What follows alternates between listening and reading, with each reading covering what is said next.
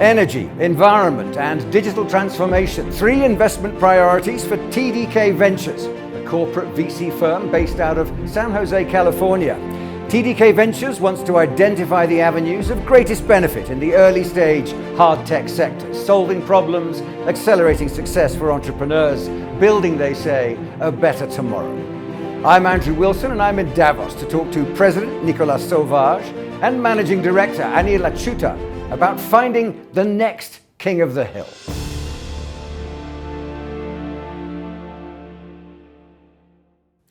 So Anil, Nicolas, great to talk to you. Tell us a bit about TDK Ventures, how long you've been around, how the ethos of the company has evolved.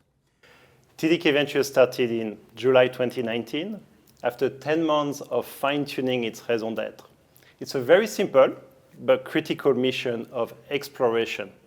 We look at areas of strategic alignment with TDK that are in new markets and new technologies.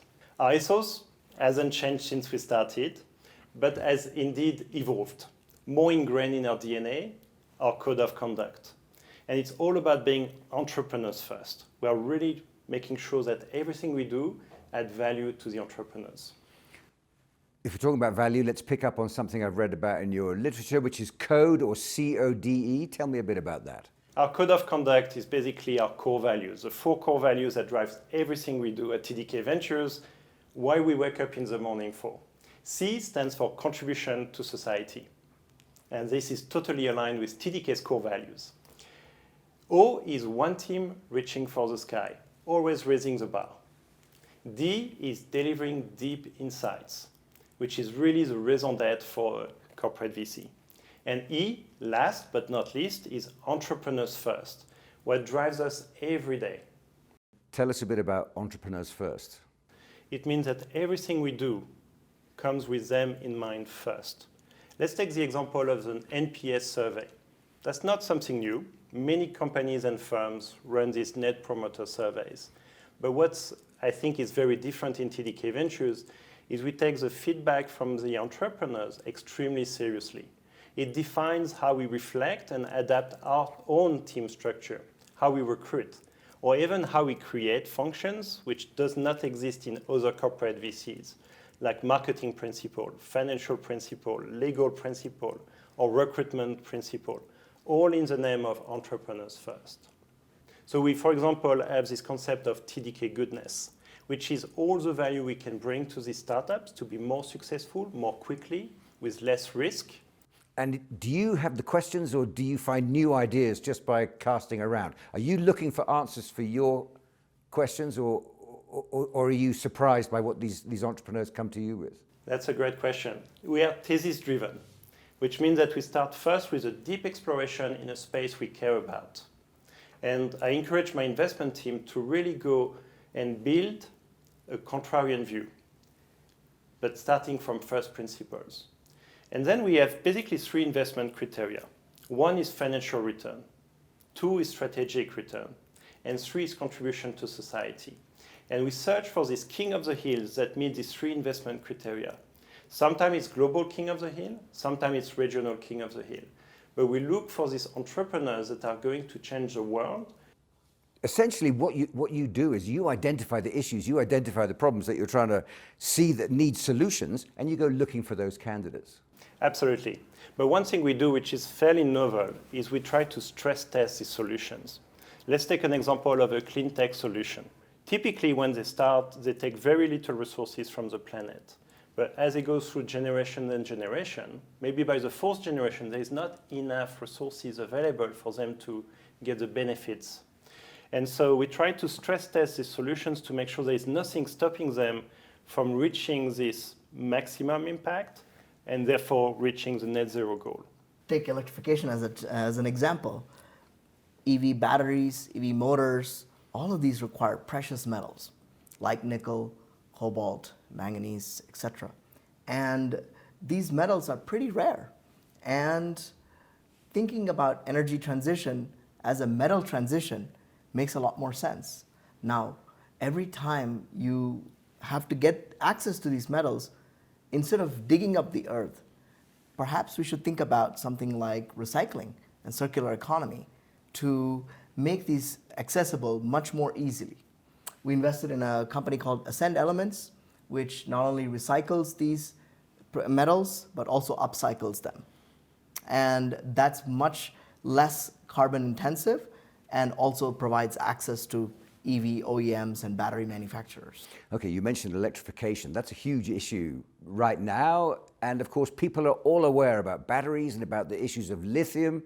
Is there enough lithium to go around to meet the need and also the process? Lithium is a very abundant element on Earth.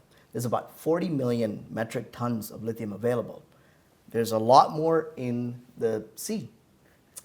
The problem is not the availability of lithium. The problem really is how fastly, how efficiently, and how sustainably can you extract that lithium out to convert that into battery grade lithium and put it into electric vehicles. Now, mining these, getting permitting, all of that, and getting it into the final product is a decade-long experience. We don't have that kind of time right now. We need about 2 million metric tons by 2030 if we want to satisfy all of our EV ambitions. And we found a very exciting company from Sydney, Australia, called Novolith, that go from ores to battery-grade lithium in hours, not years. Asia has the kind of the monopoly on battery production, something that people are talking about now, seeing it moving towards the West. Do you think that's viable? What do you think the future of batteries production is? 50% of batteries came from China in 2020.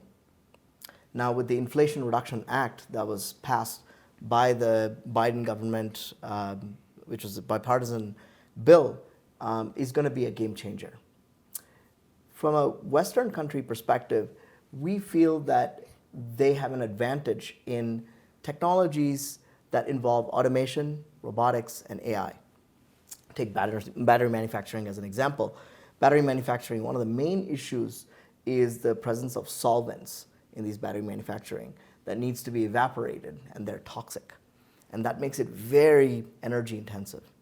We invested in a company called AM Batteries, which uses a solvent-free method taken from principles from even semiconductor manufacturing, using automation to help battery manufacturing reduce about 50% in CO2 footprint, but also make capex lower. And hydrogen, finally, as well. This is something that's being talked about a lot at Davos this year. It's the new exciting fuel. Obviously, the science has been around for quite some time, but the engineering is getting better. What do you think of the prospects for hydrogen as a mass fuel? Well, hydrogen as a fuel for passenger electric vehicles is going to stand very little chance. And the reason is there's not enough infrastructure available. Converting hydrogen as a molecule to electrons is just a generally inefficient process. However, hydrogen is a key ingredient, a fundamental feedstock in making chemicals. Think ammonia. Ammonia is the largest chemical made on planet Earth for fertilizer. Think steel, think cement, plastics. All of these use hydrogen. However, this hydrogen is actually a gray hydrogen. The hydrogen is generated from methane, and every molecule of hydrogen generated generates one molecule of carbon dioxide. We feel that to decarbonize this chemical industry, green hydrogen, using water electrolysis, so splitting water into hydrogen and oxygen, is a key technology, and we invested in a company called Verdagy that's doing that at massive scale. You're at the sharp end of seeing all these new companies being born and tackling problems that the world recognizes as being issues. Broadly speaking, are you optimistic about the planet's future? Absolutely. There's so many innovations that comes from these entrepreneurs. And all these innovations together can get us to this net zero objective. Andrew, I think when we think about investing, and us as investors, we have to think about being patient and impatient. Patient means to have this sense of purpose. Why do we want to invest in this innovation that will bring massive benefits to society and to the planet? But we also need this impatience, this sense of urgency, which means finding now the solution that will take a long time to develop, maybe even beyond 2050, but that can really get us to a cleaner, greener planet. It's an act of faith. It is. Nicholas and Anil, thanks very much indeed, both of you, for joining us. Thank you, Thank Andrew. you.